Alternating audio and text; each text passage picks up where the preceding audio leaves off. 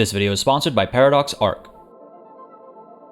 Hey everybody, it's PartyElite, and today we're taking a look at the upcoming space sci-fi game, Starminer. If you haven't heard of Starminer yet, you can check the link in the description and pinned comment below for some general information, as today's video is going to hone in on a very specific aspect of this rather complex game: combat. See, in Starminer, you're engaged in the most classic form of exploitation of space, chasing after mineral-rich asteroids, extracting all the valuable material out of them, and then either selling your haul for a nice sum of cash or refining and using it to expand your fleet and capabilities. There are a few other sponsored videos out there right now that'll teach you the basics of the game: navigation, modular construction, resource acquisition, and more. But as your exploitation of the final frontier escalates, you inevitably draw the attention of a variety of enemies, or you'll find yourself needing to power through them to get to more of what you need. So I'm here, with timestamps down below to jump around as you please, to teach you what to do when those enemies decide to pick a fight. I'm here to teach you about combat. First, a brief overview. Violence is always one of the easiest things to understand, and yet one of the hardest things to master. This is no different in Starminer. Regardless of which game mode you're playing in, and what your ship looks like when you start, your natural progression will get you mining and refining resources in order to build out your ship and subsequently your fleet, gaining access to more advanced equipment as you do so. This includes weapons, shields, and even hangars to hold fighter craft, alongside habitation rings, factories, and more. At its most basic, you're trying to make sure that you've got the bigger gun, and that the enemy's health hits zero before yours does. You'll be able to place weapons of various tiers across hardpoints on your ship, but as you might expect, they'll need to be individually built and powered, consuming higher-level refined resources to build more dangerous weapons, with smaller, lower-level weapons being relatively cheaply available. The fact that weapons need power to operate and generate heat when firing means you'll also need to build up your ship and station's capacities on both those fronts as you add more and more equipment. You can't just slap a bunch of massive railguns onto your ship and call it a day, instead needing to place solar panels or nuclear reactors for additional power generation, and thermal dissipation equipment to make sure everything is able to operate without hiccups. You absolutely can run out of power in the middle of a fight, and if systems start to overheat and shut down, you become a sitting duck and an easy target. When it comes to causing and receiving damage, it's good to note that while your enemies will only ever have a single health bar, your own ships will track integrity across their different modules. This means that you can establish redundancies for essential modules, and that you can use orientation to protect damaged components from enemy attack, especially because you can move in absolutely any direction at any time, regardless of your facing. With 6 degrees of freedom, that is to say, with the option to move and face any direction in space at any time, comes the need to pay close attention to your orientation and design, especially for combat.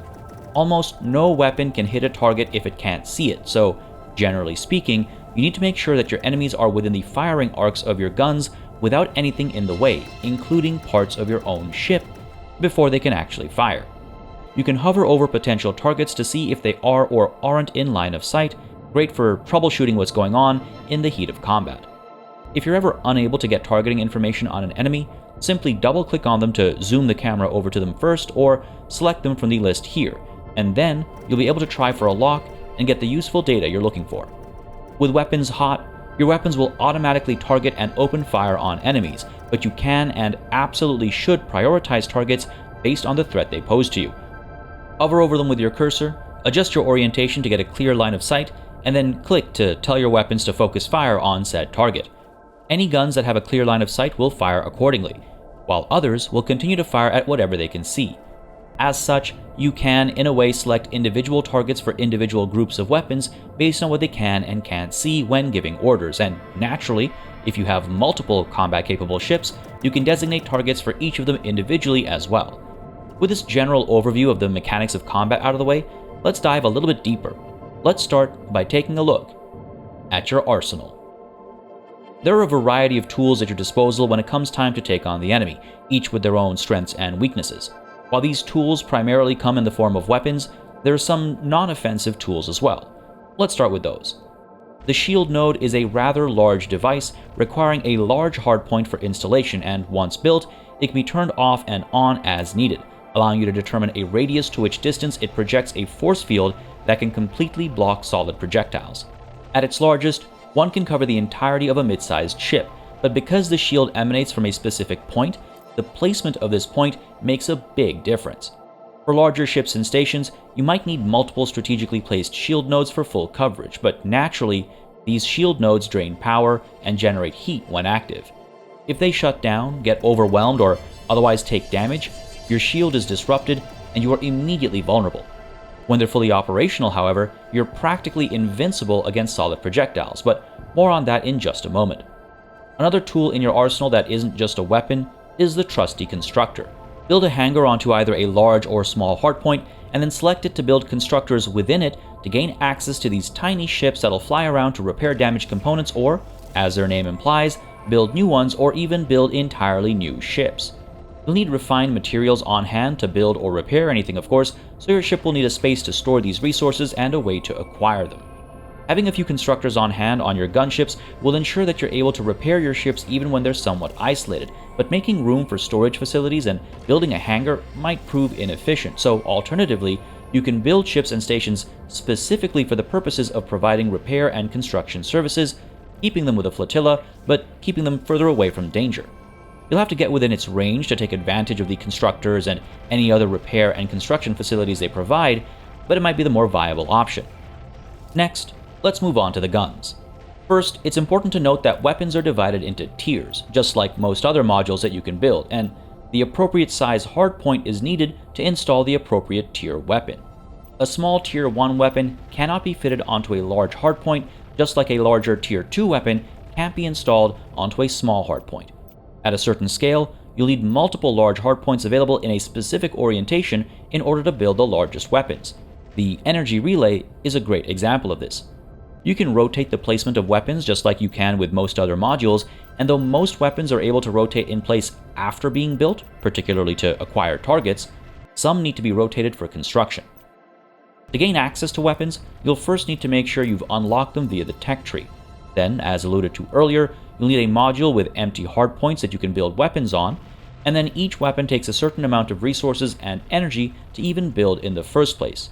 And once it's been constructed, it'll need colonists on board the ship in order to operate autonomously, and by selecting the weapon, you'll be able to see just how many colonists it needs.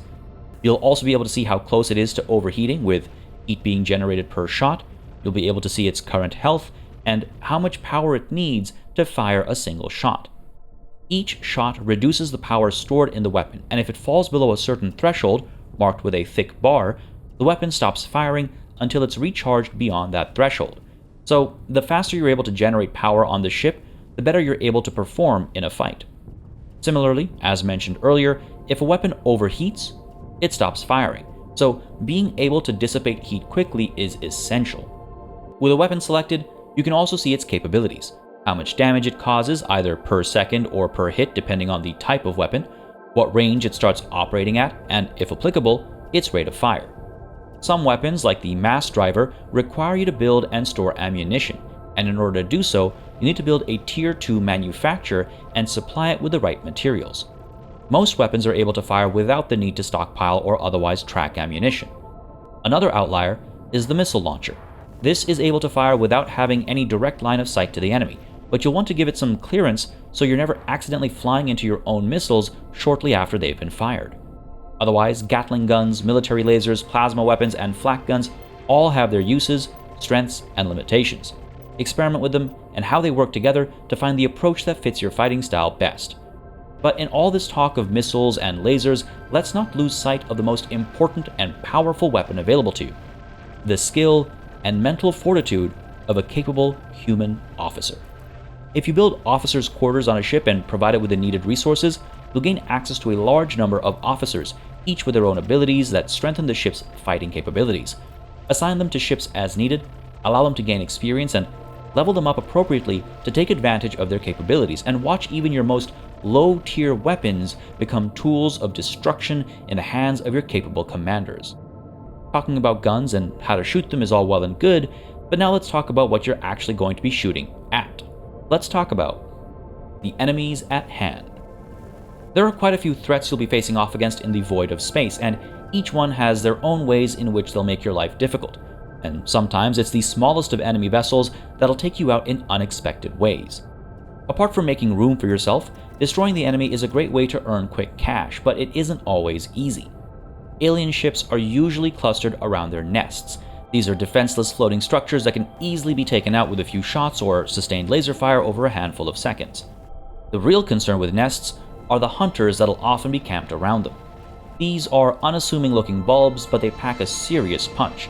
They have the ability to lock on with pinpoint accuracy and apply sustained damage without the need to adjust their orientation in any way, so once you get close enough, you're open season. What's more, their weapons are able to completely bypass your shields. With a large enough cluster of them, you'll find your ships quickly dismantled, and nothing hurts quite like seeing your shield node get completely zeroed within seconds, especially if you're surrounded by other enemies whose shots have otherwise been held back by your force field. A slow approach, a couple of Tier 1 military lasers, and a touch of patience will go a long way in clearing these guys out. Problem is that, a lot of the time, there'll be gunships around. Gunships fire solid projectiles at great range with relatively decent accuracy, and though each individual shot doesn't do too much damage, they come in such great numbers and from so many different directions at quite a distance that it can all get very overwhelming. A shield node will defend you against their shots completely, but that's a pretty expensive and high-level piece of equipment, so until you gain access to it, you'll rely on your maneuverability. Their shots travel very slowly, and they have a very slow rate of fire as well, so if you're able to keep moving while maintaining target lock on them, even a lowly Tier 1 military laser can make very quick work of them.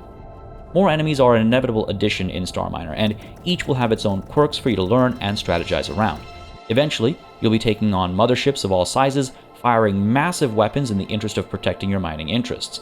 You'll often find yourself overwhelmed and on the back foot, especially if you're trying to defend all your mining vessels and refineries all with a single ship that needs to bounce around from point to point with only a handful of weapons and only so much range. And that's why you'll want defense platforms. Like any other ship or station, defense platforms are built entirely according to your design, and they use the same modular building systems as with everything else, including the same sets of parts.